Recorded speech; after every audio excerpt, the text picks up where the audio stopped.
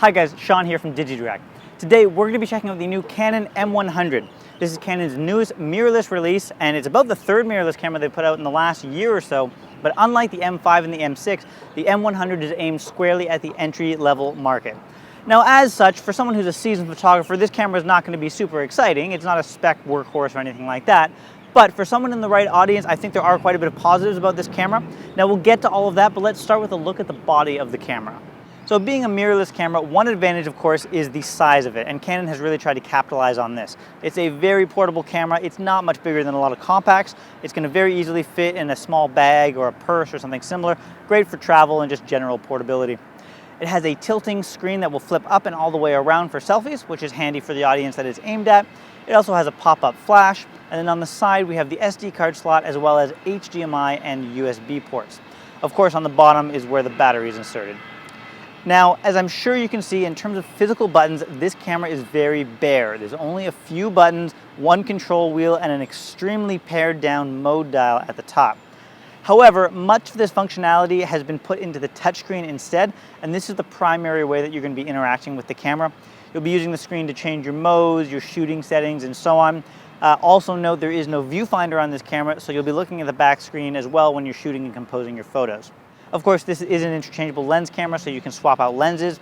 It also has Wi-Fi, NFC, and Bluetooth, making it very easy to transfer your photos to your smartphone and then share them on social platforms. Again, a good thing for the audience that it's aimed at. And lastly, Canon is releasing a series of these kind of funky, colorful grips that you can swap around to give the camera a different look. Again, it's something that I think the audience for this camera will like. And the camera is available in black or white. So inside this camera is a 24 megapixel aps-c sized sensor. That's quite a big sensor with a lot of resolution for a camera that's this small. For comparison, that's the same size sensor as what's in a Canon 7D Mark II, for example. So this camera is going to have comparable picture quality and low light performance to many mid-range DSLRs, which is quite good, and it will be much better than a compact camera or a smartphone, which is probably what people who are interested in this camera are stepping up from. So if that's the case, it'll represent a big increase in picture quality and low light performance for someone like that. So the camera has a 49-point AF system, and it also has Canon's excellent dual pixel autofocus system in here as well. That's a very good system. Canon's been putting in a lot of their cameras. It's very tried and true. It's very good at tracking subjects as they move across the frame. Now, don't expect 1DX Mark II performance out of this camera, of course, but for an entry-level camera, it does quite a good job. It's also particularly useful at tracking faces, so it's very easy to take photos or videos of people, which synergizes especially well with the flip-up selfie screen on the camera.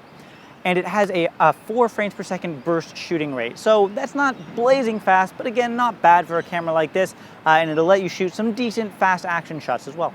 Looking at video, the camera can shoot 1080p at up to 60 frames per second, so you can shoot slow motion footage at full HD. And no, the camera does not have 4K video. Now that's something Canon has taken a lot of heat for recently, not including 4K video in a number of their recent releases. In this case though, considering the market for the camera, I think they can be forgiven here. I don't think someone who's interested in this camera is going to miss the lack of 4K. Even if they had it, they likely wouldn't have the editing rigs to deal with it. So in this case, that's not a big deal, I don't think. The camera does have time-lapse video as well. And overall, the quality of the video is nice. Canon has always had really nice looking video, and that carries over here. Now, one of my favorite things about the M100 is actually the ease of use. Now, I mentioned earlier that the primary way you're going to be interacting with the camera is via the touchscreen. And for someone who's used to physical controls and dials and so on, that may sound really annoying. But keeping in mind that the target market for this is probably people who are stepping up from a smartphone or a compact camera, it's actually really intuitive.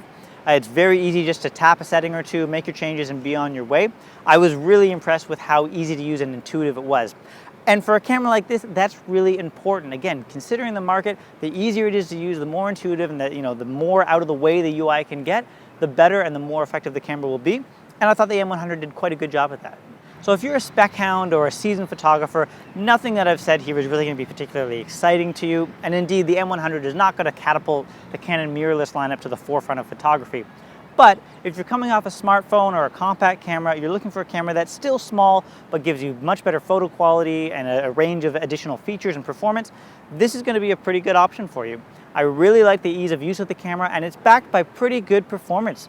That 24 megapixel aps-c size sensor, you've got the dual pixel AF system in here, your Wi-Fi and social sharing settings, your flip-up selfie screen, and so on. I think it's a good choice for some budding photographers. And no, the camera does not have 4K video, and overall I do still wish that the lens lineup for Canon's mirrorless camera was a little more comprehensive. In this case, I think both of those points are fairly minor and forgivable. If you're interested in the M100, you'd like to give it a try, please come into one of our stores, you can test it out. We've got stores in the Sydney CBD, Bondi Junction, Miranda, Chatswood, the Brisbane and Melbourne CBD, and Cannington, Western Australia. You can also get the M100 on our website at www.digidirect.com.au. Thanks guys, take care.